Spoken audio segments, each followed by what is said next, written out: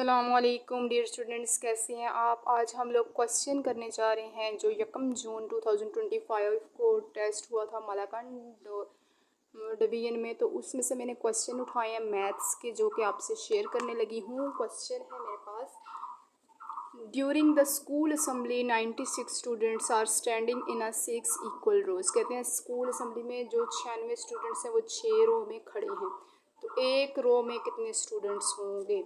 तो यहाँ पे हम लोग क्या करते हैं, 96 को 6 पे मैं डिवाइड कर दूंगी तो हमारे पास एक रो में आ जाएगा। 1 रो में कितने होंगे, जब 96 को 6 पे डिवाइड करूँगी, 3 2 ज़ार 6, 4 2 ज़ार 8, 2 8 ज़ार 16। आगे 48 डिवाइडेड बाई 3, बल्कि फिर कैंसिल होगा। 3 1 ज़ार 3, 3 1 ज़ार 3, 3 6 ज़ार 18। तो आंसर इज 6। एक रो में हमारे पास स्टूडेंट्स होंगे 16। ठीक है, ये यूनिटरी मेथड से रिलेटेड क्वेश्चन है। इस टॉपिक में मैं पहले ब्रीफली वीडियो आपसे शेयर कर चुकी हूँ। तो नेक्स्ट क्वेश्चन है हमारे पास, find the common factors of 30, 45 and 54। सबसे पहले तो फैक्टर्स किस तरह से फाइंड करते हैं, पहले हम लोग लिखते हैं 30 के फैक्टर्स लिखेंगे, फिर 45 के फैक्टर्स लिखेंगे, फिर 54 के फैक्टर्स लिखेंगे। फैक्टर्स क्या होता है, मतलब फैक्टर्स वो होते हैं, आप देखते हैं कि कौन कौन से टेबल में 30 आता है। एक तो 1 में आता है 30, 2 में भी आता है 30, 3 में भी आता है, 4 में नहीं आता, 5 में भी आता है, 6 में भी आता है, 7 में नहीं आता, 8 में भी नहीं आता, 9 में भी नहीं आता, 10 में आता है, और 10 में आता है, 15 में आता है, 30 में आता है। ठीक है, ये हो गए फैक्टर्स। फैक्टर्स वो होते हैं, देखने 13 कौन कौन से टेबल में आता है वो हम लोगों ने यहाँ पे लिख लिए। उसके बाद है हमारे पास 45 कौन से टेबल में आता है, 1 में आता है, 2 में नहीं आता, 3 में आता है, 5 में आता है, 6 में भी नहीं आता, 7 में भी नहीं आता, 8 में भी नहीं आता, 9 में आता है, 10 में भी नहीं आता, 11 में भी नहीं आता, 12 में भी नहीं आता, 13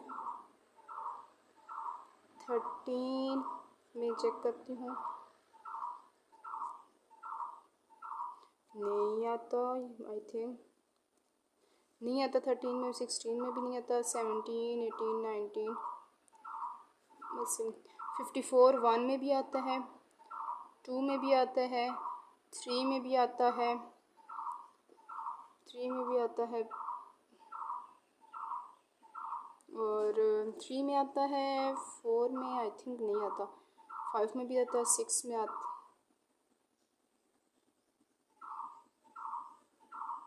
6 में भी आता है, 7 में भी नहीं आता,